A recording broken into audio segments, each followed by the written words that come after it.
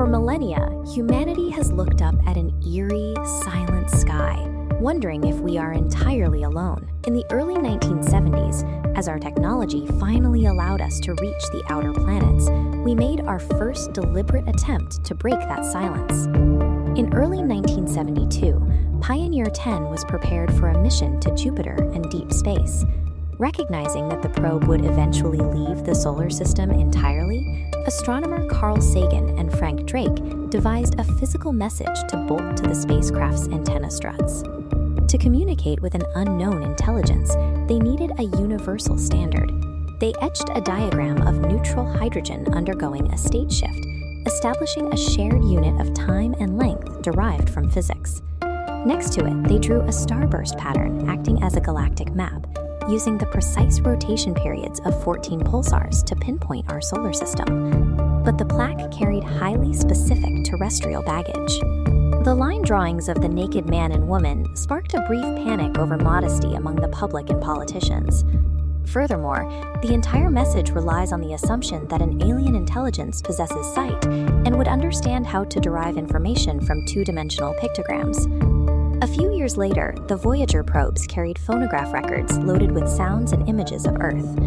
Seeking to make a curated first impression, the creators intentionally omitted visual evidence of war, crime, and human cruelty, presenting a sanitized portrait of our species. These physical emissaries travel at a few kilometers per second, meaning it will take them tens of thousands of years to pass even the nearest stars. Darting aimlessly into deep space with no specific destination, they serve as quiet monuments to a distinctly human optimism. To overcome those vast physical distances, astronomers turn to radio observatories. Instead of waiting millennia for a metal plate to drift across the galaxy, they realized they could target specific star systems with messages moving at the speed of light. During the 1974 rededication of the Arecibo Observatory, a 3-minute sequence of alternating frequencies was transmitted. It consisted of 1,679 bits of data. Arranged into a grid based on those prime numbers, the ones and zeros formed pixelated representations of the building blocks of human DNA. The target was Messier 13, a globular cluster containing hundreds of thousands of stars.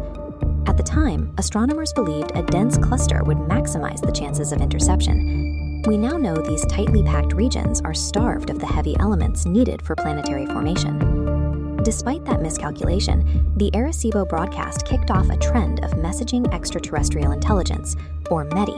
In 1983, a Japanese magazine sponsored a transmission to Altair, featuring bitmaps designed by astronomers who admitted they weren't sober during the process, including the English word toast in the final data. Soon after, commercial ventures began charging entry fees to transmit human DNA profiles and thousands of private text messages. In 2008, a 6-hour loop of an advertisement for Doritos was beamed from an Arctic radar station toward a star system 45 light-years away. The strategy had shifted. What began as a careful attempt to establish shared units of measurement had become a chaotic mix of snack food commercials and pixelated jokes, randomly shouted into the infinite void. This unregulated broadcasting drew immediate concern. Prominent radio astronomers and physicists argued that alerting unknown civilizations to our exact location was reckless. The San Marino scale was introduced to score transmissions based on signal strength, duration, and content. Many rogue broadcasts were aimed at red dwarf systems. Because these stars are faint and cold, a planet must orbit extremely close to stay warm enough for liquid water.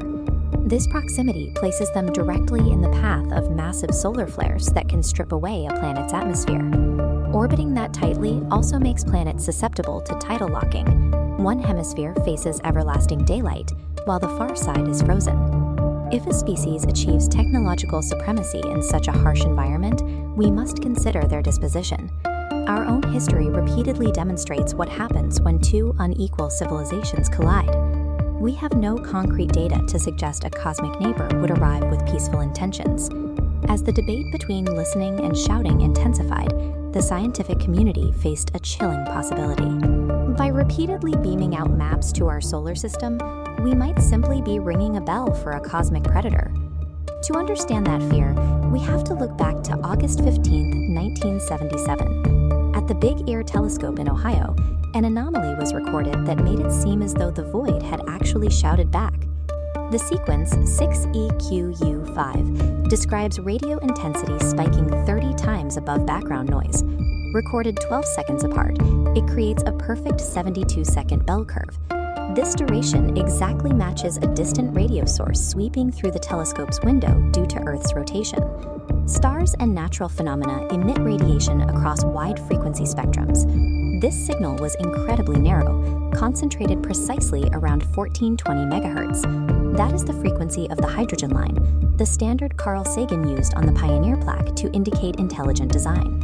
It bore the hallmarks of an artificial broadcast. But despite decades of continuous listening and sensitive follow-up scans directed at that exact patch of Sagittarius, the signal never returned. The sky went completely silent. While modern theories suggest natural phenomena like magnetar flares might be responsible, the WOW signal remains our clearest proof of concept for contact. It leaves us with the fleeting possibility that someone out there was trying to say hello. Over the decades, we have beamed replies toward the suspected origin of the WOW signal and launched digital archives toward nearby stars. Yet, humanity has effectively been left on red. Most of our broadcast targets are located dozens of light years away, and the planetary systems we aim for are often hostile to life. Because of the physical scale of the universe, our transmissions operate less like phone calls and more like blind time capsules buried in cosmic dirt. When you look closely at what we sent, censored line drawings, snack food commercials, and sanitized playlists, these messages do not convey universal truths.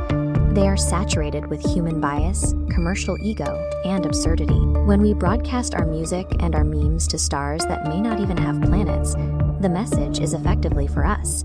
It is an act of documenting ourselves, a way to signal that we exist, even if the universe never acknowledges it. As long as we keep making noise, there remains a non-zero chance that a receiver is tuned to the right frequency at the right time.